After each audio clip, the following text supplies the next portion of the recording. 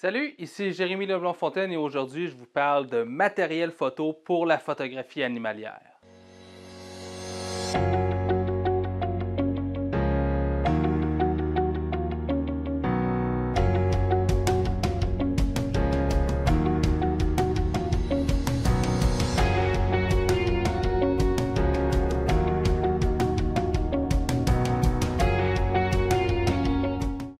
Bonjour à tous, Jérémy Leblanc-Fontaine ici, donc pour une nouvelle capsule sur la photographie de nature. Donc aujourd'hui, je vais vous présenter le matériel que j'utilise pour faire de la photographie animalière. Donc c'est le matériel que j'utilise habituellement lorsque je vais faire autant de la petite faune comme les petits oiseaux, ainsi que la grande faune comme les orignaux. Donc sans plus tarder, je vais vous présenter ici mon boîtier. Donc j'ai un D500 donc de Nikon, que j'utilise beaucoup en photographie animalière, principalement parce qu'il y a une bonne rafale, donc surtout pour faire des oiseaux en vol, donc c'est super intéressant d'avoir une rafale comme ici de 10 images secondes.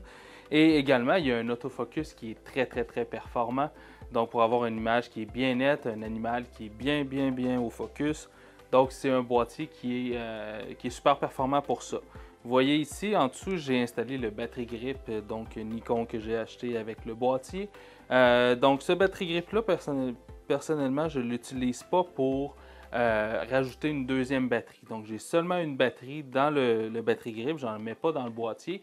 Sauf que, en fait, le battery grip, ça permet de travailler en portrait de manière très naturelle. Donc au lieu de travailler comme ça ici, on travaille comme ça ici en mode portrait. Donc c'est super pratique. Et donc, ça permet d'avoir une position qui est beaucoup plus stable en mode portrait. Donc, on a exactement les mêmes fonctionnalités ici. Donc, derrière, on a le iPhone, on a le déclencheur sur le dessus et on peut choisir notre collimateur avec le petit joystick ici. Donc, c'est super pratique. Et étant donné que je ne mets pas une deuxième batterie, donc ça n'ajoute pas énormément de poids sur le boîtier.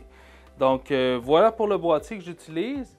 Pour les objectifs, donc quand je vais faire de la faune que je ne peux pas beaucoup m'approcher et de la faune donc ou des petits oiseaux, des petits mammifères, donc c'est principalement le 500 mm que je vais utiliser. Donc c'est un 500 mm fixe, donc f4. Ici c'est le Sigma. Auparavant j'utilisais une vieille version du Nikon, donc avec la stabilisation. Donc c'est un objectif qui est très performant au niveau de la vitesse de l'autofocus, donc c'est super intéressant. Il y a la stabilisation également, donc c'est un objectif qui est très performant. Et je vais le coupler souvent avec un 1.4 pour aller chercher un 700 mm de focale. Donc j'ai oublié de m'enseigner d'abord, le D500 aussi c'est un facteur crop, donc c'est un capteur qui est APS-C. Donc chacun des objectifs ici, il faut faire la conversion en faisant une multiplication de 1.5 pour avoir la focale résultante. Donc ici, le 500 mm habituellement donne un 750 mm et avec le 1.4, je me retrouve à un peu plus de 1000 mm. Donc pour les animaux, les oiseaux qui sont très loin et qui ne se laissent pas approcher, donc ça donne une focale qui est super intéressante. Donc le 500 mm, donc c'est un objectif qui est assez lourd, donc habituellement, je vais l'amener dans des endroits où je n'ai pas énormément de randonnée à faire et tout dépendant des espèces que je veux photographier également. Donc ça, c'est mon outil de travail principal pour la photographie animalière. Ensuite, ici, le 200-500 de Nikon, donc 200-500 f5.6. Donc c'est un zoom. Donc on peut voir ici, on peut aller de 200 mm à 500 mm. Donc il y a la stabilisation également qui est plutôt performante. Donc, c'est un objectif qui est un peu plus léger que le 500 mm. Le 500 mm, je vais l'utiliser principalement sur trépied, mais aussi à main levée parce qu'il n'est pas si lourd que ça, tout étant relatif. Le 200-500, c'est l'objectif que je vais vraiment traîner en randonnée pour utiliser à main levée dans 99% du temps. C'est également l'objectif que je vais utiliser lorsque je m'en vais en kayak. Donc sur l'eau, c'est un objectif de prédilection. Ce que j'aime bien, justement, étant donné que c'est un zoom, donc on peut aller chercher des cadrages qui sont très serrés, donc en allant à 500 mm, et en allant chercher des cadrages qui sont beaucoup plus larges, en intégrant plus d'environnement à 200 mm.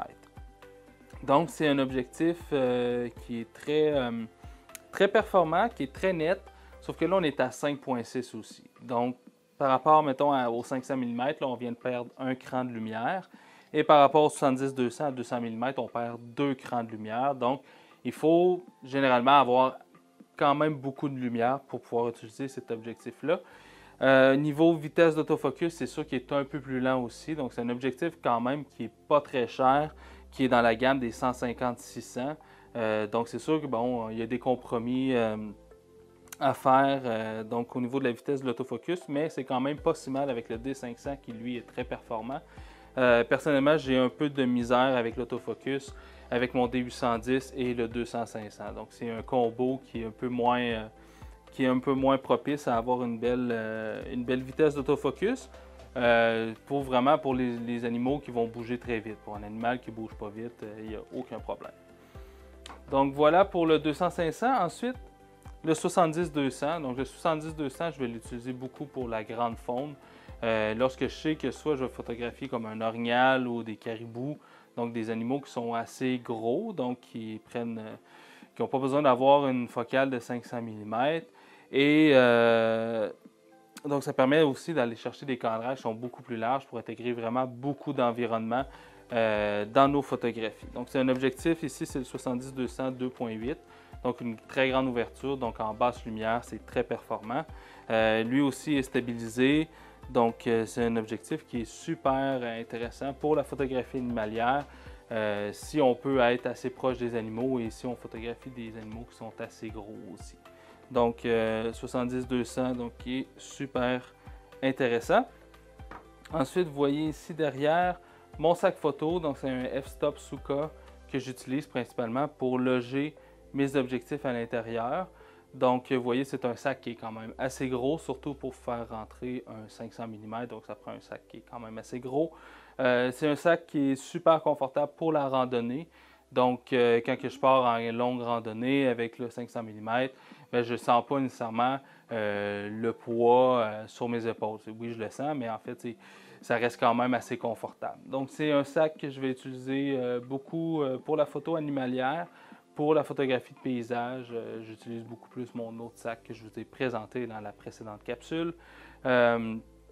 Donc, c'est les 3 objectifs que j'utilise principalement en photographie animalière et le boîtier, donc le D500. J'utilise, comme je le disais aussi, des fois mon D810 qui est un plein capteur. Donc, le 500, quand même une bonne qualité des ISO, mais c'est quand même limité un peu étant donné que c'est un capteur qui est APS-C.